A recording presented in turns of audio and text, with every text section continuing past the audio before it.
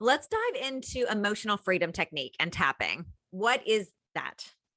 So, emotional freedom technique is a combination of a whole bunch of different therapies thrown into one.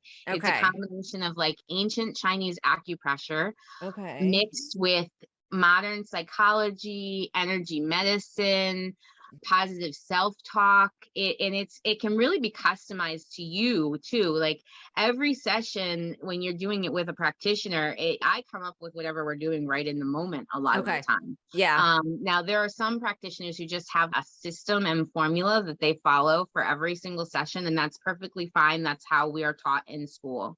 Okay. And so there is like a specific, but basically you start out by talking through whatever you're feeling currently to Okay. honor your feelings. Okay. And you start out by talking about that while tapping. And that's not to magnify it, it's just to bring it to the surface and acknowledge it. Mhm.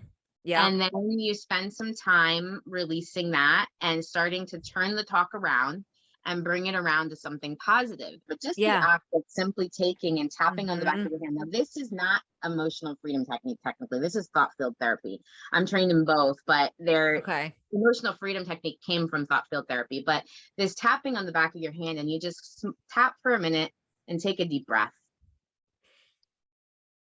And as you breathe out, just let out the sigh almost audibly.